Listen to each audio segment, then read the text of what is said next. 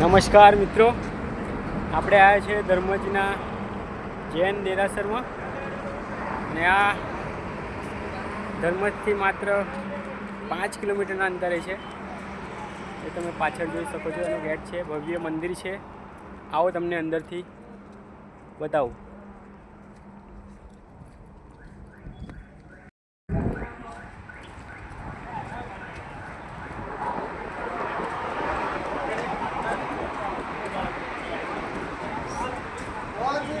આ છે અંદરનો ગેટ. અંદર અહીંથી આગળથી જવાય છે મંદિરની અંદર. આ છે ભોજનાલય. જો તમે ભોજનના સમયે આવો છો તો અહીંયા આગળ તમને ટોકન લેવાનો છે અને અહીંયા આગળથી તમને ટોકન મળી જશે. ભોજનાલય છે, બહુ વિશાળ છે. ચાલીને આવ્યા છે. રસ્તો બહુ મસ્ત છે, જગ્યા પણ બહુ સારી છે. બાળકો સાથે અચૂક આવવાનું પ્લાનિંગ હોય તો અચૂક આવજો. બહુ સારી જગ્યા છે, ધાર્મિક છે અને અહીંયા આગળ તમારું મન પ્રફુલ્લિત થઈ જશે. એકવાર અચૂકથી મુલાકાત લેજો.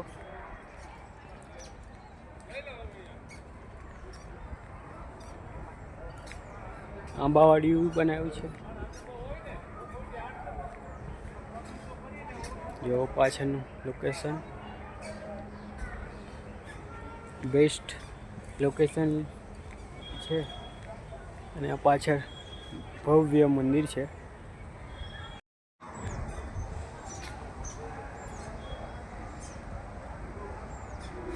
બગીચો છે. આ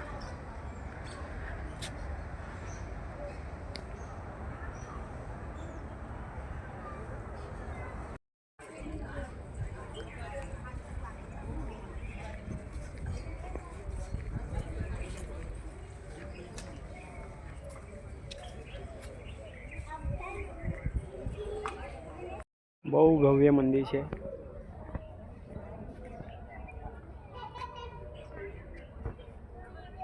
મણિલક્ષ્મી તીર્થ ધામ. એકવાર તમે અચૂક મુલાકાત લેજો.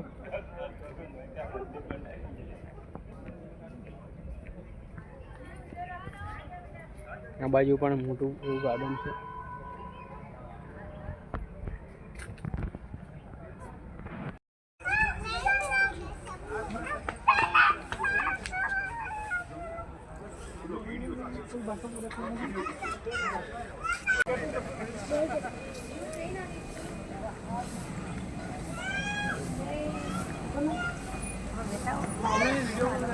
સરસ એવી ટ્રેન બનાવી છે આ લોકોએ અને અહીંયા આગળથી બધાને બેસાડીને પછી લઈ જશે ફરવા.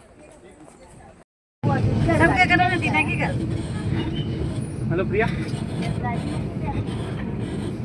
હેલો, વિડીયો કોલ કરો, એક્સેપ્ટ કરો સબ.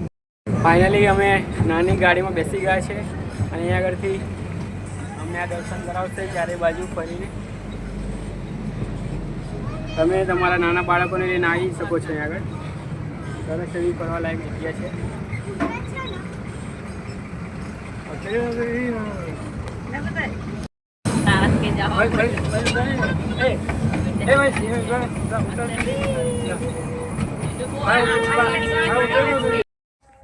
તો આ હતું મણિલક્ષ્મી તીર્થધામ. આજના બ્લોગ માટે આટલું જ છે. ફરી મળીશું નવા બ્લોગ સાથે. આવવાનું ના ભૂલતા. મણિલક્ષ્મી તીર્થધામ ધર્મજ.